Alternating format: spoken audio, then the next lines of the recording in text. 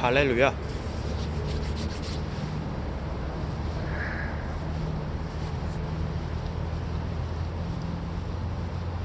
오늘도 어김없이 중앙공원 광장에 왔습니다.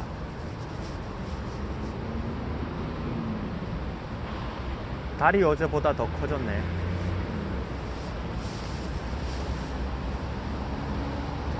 오늘은 어제 20분 했으니까 오늘은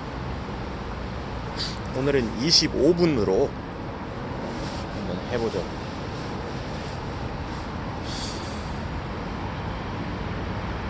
바로 100m 옆에 여자 고등학교가 있고 지금 교실에 불이 켜져 있어서 아마 공부하고 있는 것 같은데 크게 걱정할 건 없는 것 같아요.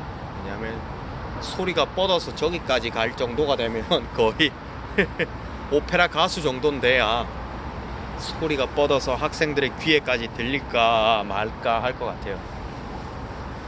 제가 연습하는 발성 소리로는 저 학생들 교실까지 소리가 닿진 않을 거예요. 주변에 차량들 지나가는 소리가 소음이 더 크지 사실은.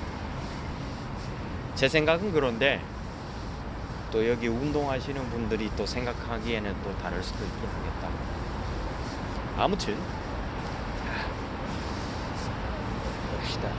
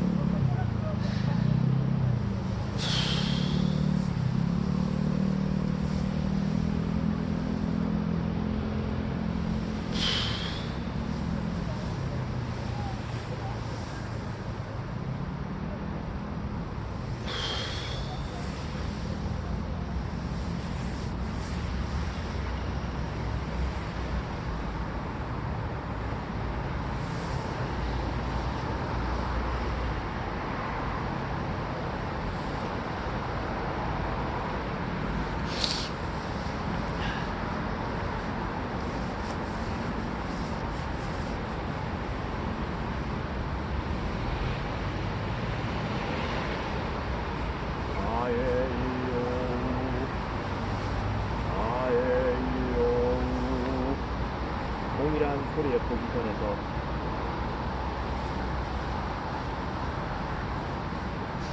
동일한 라인을 레가토가 되게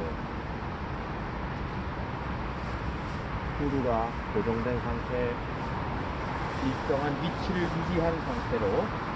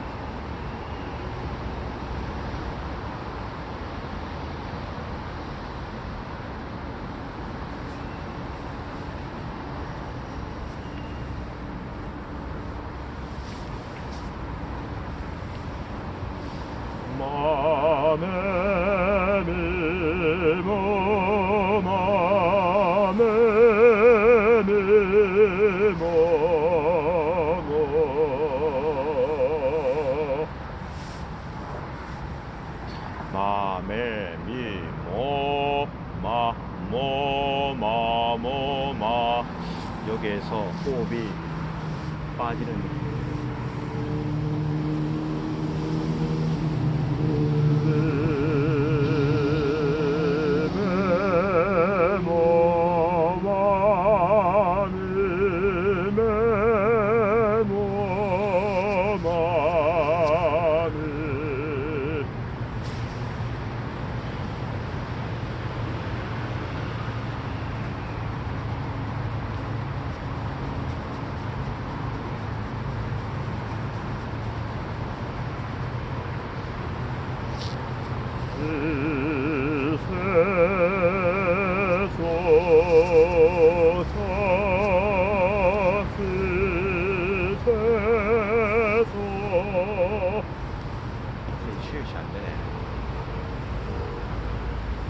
몸을 갑자기 아예요 이에오와 이에오와 이에오와 이에오와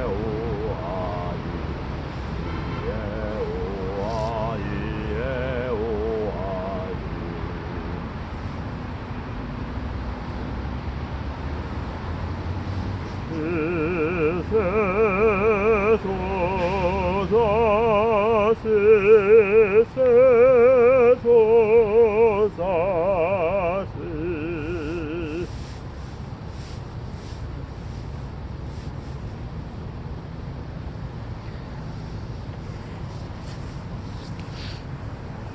목사님께 배울 때에는 이 비강 부분을 집중해가지고 이 공간의 울림을 느끼면서 발성을 초기에 연습을 하고, 그리고 호흡을 붙잡고 이거를 버티면서 목구멍을 열면서 발성하는 연습을 많이 하고, 혀에 힘을 푸는 발성들을 위주로 많이 했었는데,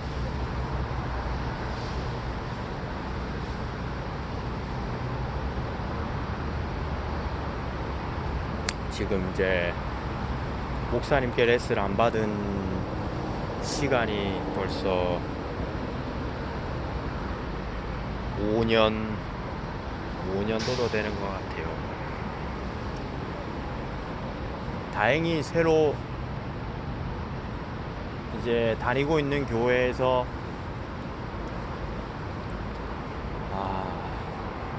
레슨을 받을 수 있는 기회가 생겨가지고 레슨을 계속해서 받고는 있는데, 이전에 선생님께 배웠던 방법과 180도 다른 방법은 결코 아니지만 접근하는 방식이 약간은 다르다. 그걸 느낍니다. 약간은 다르다.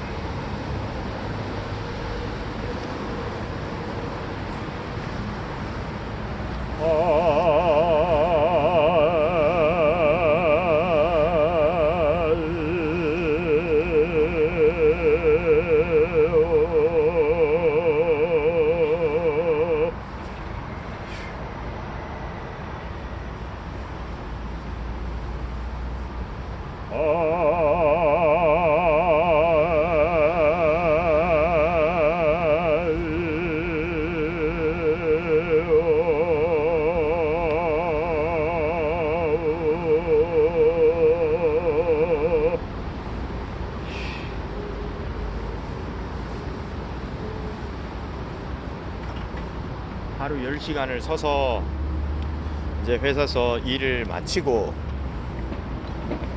최근에는 걸어서 다니지 않고 이 자전거를 타고서 이제 출퇴근을 하고 있습니다. 이렇게 다리의 피로는 많이 덜한 상태이고, 그리고 자전거 페달을 밟으면서 오니까는 근육도 좀 풀리는 것 같고 훨씬 좋네요. 내가 왜 발성을 연습하고 내가 왜 성악 레슨을 계속 받고 있고, 내가 왜 이 인천에도 많은 교회가 있는데 굳이 서울까지 교회를 올라가고 하루 1시간 거리를 달려가고, 지금 결혼보다도 일단은 여성을 만나서 교제를 해야 되는 시기가 한참 지났는데, 찬양대를 한다는 이유로 서울로 교회를 올라가지만 여자 청년을 만나는 것이 참, 서울 교회라서 그런지 아니면 이 교회만이 그런 건지는 모르지만 제 또래의 여청년을 만나는 것이 참 쉽지가 않습니다. 그런데 나는 왜 서울로 교회를 매주일 가는 걸까? 기왕이면 3040 연령대 찬양대를 하면서 그 찬양대에서 여청년들과 만날 수 있는 기회가 있는 교회로 가면 더 좋지 않나 하는 제 속의 내면의 생각과 자주 부딪힙니다. 하루라도 빨리 자매님을 만나야 하는데 성악적인 발전을 하기 위해서 혹은 아직 많이 부족하다고 생각하니까 더 잘하고 싶어서 또 선생님께 레슨도 받을 수 있고 해서 겸사겸사 제가 서울로 올라가는 것인지, 과연 그게 우선순위에 두는 게 맞는가? 아니면 교회를 옮기고 청년 찬양대가 있는 교회로 가서 그곳에서 여성 청년을 만나기 위해 애쓰는 게 맞는가? 그러한 갈등이 많이 옵니다. 물론 교회를 오고 가는 길에도 끊임없이 레슨 받았던 녹음한 거를 이제 운전을 하면서 듣고, 그리고 제가 사랑하는 오페라 대가분들의 오페라 아리아 가곡들을 중심으로 1시간 가량 거의 연주회를 듣는다는 마음으로 그렇게 운전을 하면서 서울을 왔다 갔다 하는데요. 그러니까 매주 한강을 건넜다가 인천으로 돌아오고 그러고 있죠. 제가 워낙 여행하는 것도 좋아하고 이래저래 귀가 잘 맞아 들어가 가지고 지금 교회를 다니고는 있지만, 이렇게 한 해 두 해 나이가 차고 여청년을 만날 수 있는 환경이 없는 가운데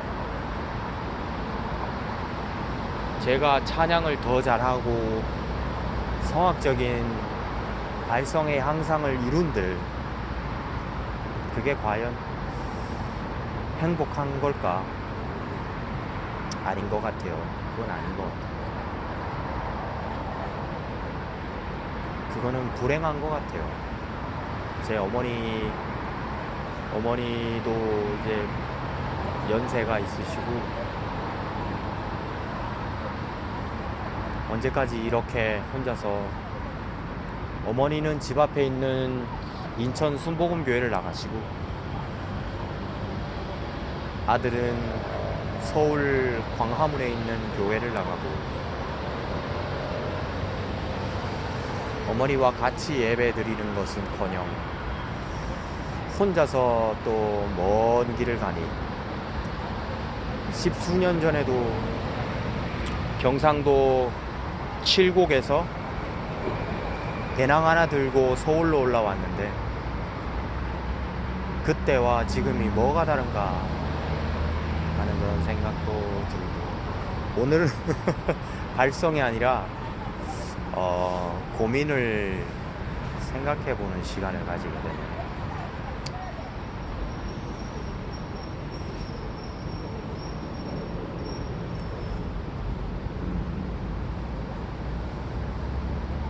사람에게 있어서 때가 중요하죠. 때가 중요한데, 공부해야 될 때가 있고, 또 연애해야 할 때가 있고, 결혼해야 할 때가 있고, 가정을 이루어서 자녀들을 양육해야 되는 때가 있고, 그렇게 사람에게는 생애의 주기가 있고 그 시기가 있는데, 그 시기를 역행해서 거스르고 있는 삶을 지금 살고 있어서, 마음은 하루라도 빨리 이성 교제를 하고 자매님을 만나고 그렇게 결혼도 하고 하나하나 그렇게 이뤄나가고 싶은데, 그게 어디서부터 시작을 해야 될런지 갈피가 잡히질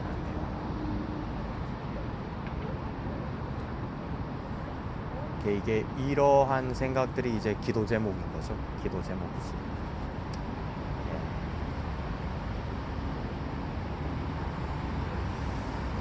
이게 찬양대를 와도 내 또래의 청년이 없고, 다들 결혼하시고 이제 자녀들을 다 결혼시키고 이제 중년에 접어드신 분들이 80% 이상을 차지하는 찬양대에서 제가 여기를 계속 나가는 것이 맞는가? 결단이 섰을 때는 바로 돌아서는 것 또한 지혜가 아닌가 생각도 하는데,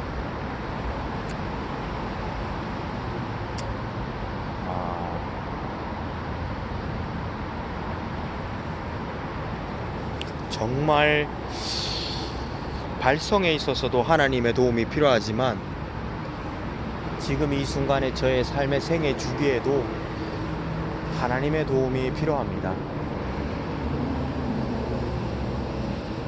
나는 왜 살고 어디서 왔으며 어디로 가는가?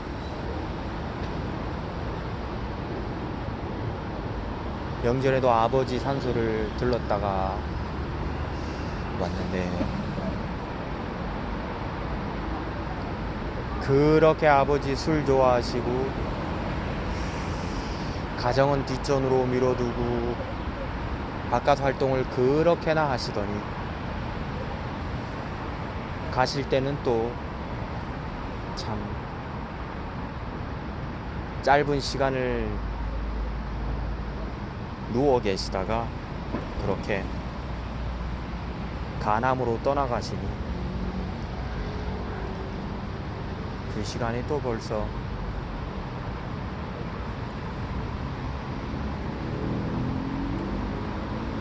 20년이 다 돼가네요.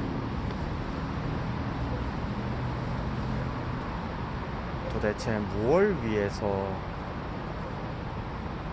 살아야 하나? 사람은 무엇을 위해 살아야 하나? 서울에 책가방 하나 메고 서울로 올라와서 하나님의 영광을 위해 산다 하는 캐치프레이즈로 그러한 마음 하나로 집도 없고 가진 거 아무것도 없이 가진 것은 젊음, 건강, 그것만 갖고 서울 올라와서 고시원에서 생활하면서 막노동을 하면서 그렇게 서울에서 시작을 했는데, 이 인천으로 들어올 때에 제 통장에는 돈이 100만 원도 남아 있지 않았어요. 도대체 돈을 어디다가 썼길래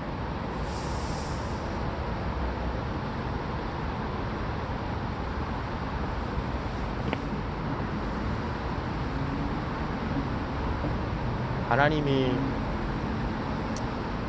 오갈 데 없는 청년이 내는 그 헌금, 많은 이름의 헌금이 있잖아요. 뭐 건축헌금, 선교헌금, 감사헌금, 11조, 선교헌금 또 많이 있는데, 당장 제 앞가름도 못하고 홀어머니 고향 땅에 두고 홀홀 단신 몸뚱이 하나로 서울 올라와가지고 막노동하면서 그렇게 살아가면서 버는 돈으로 교회에 헌금하고 하는 생활이 과연 옳았나? 하나님이 과연 그걸 기뻐하실까 생각하니까 그건 아닌 것 같아요. 지금에 와서 생각을 해보니 그거는 하나님이 기뻐하시는 게 아니다. 왜냐하면 어머니의 입장을 생각해 보니까 아닌 것 같아요. 하나님은 내 부모님을 공경하라 하셨는데, 그렇게 버는 족족 교회에다가 헌금하는 거는 부모님도 기뻐하시는 선택이 아닙니다. 그렇기 때문에 어머니가 기뻐하지 않으시고 근심 걱정을 끼쳐드리는 그 행동은 하나님 또한 기뻐하지 않으실 것이라고 저는 생각해요. 그때 그 선택과 판단은 참 지혜롭지 못했고 어리석었다 하는 생각이 듭니다. 그 신앙생활 하던 교회를 나와서